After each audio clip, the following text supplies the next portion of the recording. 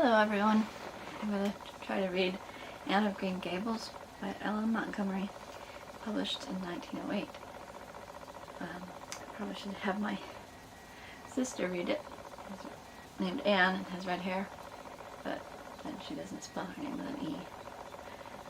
So, anyway, I hope you enjoy this. And I may have to split it into two parts.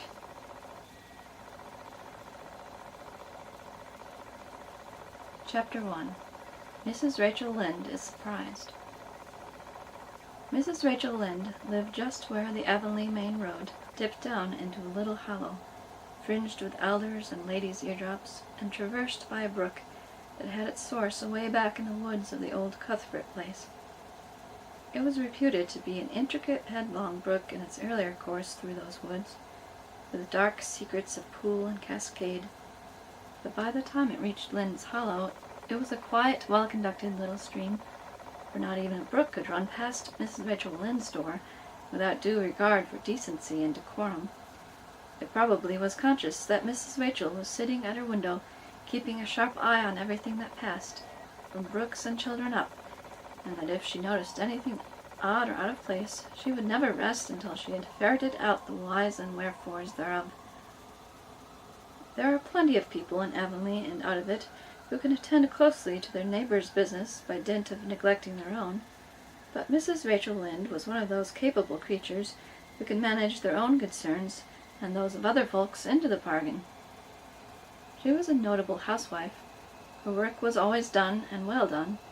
She ran the sewing circle, helped run the Sunday school, and was the strongest prop of the Church Aid Society and Foreign Missions Auxiliary.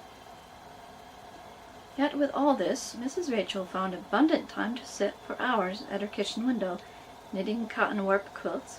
She had knitted 16 of them, as Avonlea housekeepers were wont to tell in awed voices, and keeping a sharp eye on the main road that crossed the hollow and wound up the steep red hill beyond. Since Avonlea occupied a little triangular peninsula jutting out into the Gulf of St. Lawrence with water on two sides of it, anybody who went out of it or into it had to pass over that hill road, and so run the unseen gauntlet of Mrs. Rachel's all-seeing eye. She was sitting there one afternoon in early June. The sun was coming in at the window warm and bright. The orchard on the slope below the house was in a bridal flush of pinky-white bloom, hummed over by a myriad of bees. Thomas Lynde, a meek little man whom Avonlea people called Rachel Lynde's husband, was sowing his late turnip seed on the hill field beyond the barn, and Matthew Cuthbert ought to have been sowing his on the big red brook field way over by Green Gables. Mrs. Rachel knew that he ought, because she had heard him tell Peter Morrison the evening before in William J. Blair's store over at Carmody that he meant to sow his turnip seed the next afternoon. Peter had asked him, of course, for Matthew Cuthbert had never been known to volunteer information about anything in his whole life. And yet here was Matthew Cuthbert at 3:30 on the afternoon of a busy day, placidly driving over the hollow and up the hill. Moreover, he wore a white collar and his best suit of clothes, which was plain proof that he was going out of Avonlea. And he had the buggy and the sorrel mare, which betokened that he was going a considerable distance. Now, where was Matthew Cuthbert going, and why was he going there?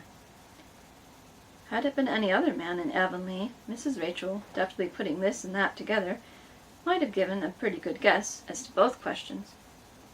But Matthew so rarely went from home that it must be something pressing and unusual which was taking him. He was the shyest man alive, and hated to have to go among strangers or to any place where he might have to talk. Matthew, dressed up with a white collar and driving in a buggy, was something that didn't happen often. Mrs. Rachel, ponder as she might, could make nothing of it, and her afternoon's enjoyment was spoiled. "I'll just step over to Green Gables after tea and find out from Marilla where he's gone and why," the worthy woman finally concluded. "He doesn't generally go to town this time of year, and he never visits. If he'd run out of turnip seed, he wouldn't dress up and take the buggy to go for more. He wasn't driving fast enough to be going for a doctor, yet something must have happened since last night to start him off. I'm clean puzzled, that's what, and I won't know a minute's peace of mind or conscience until I know what has taken Matthew Cuthbert out of Avonlea today."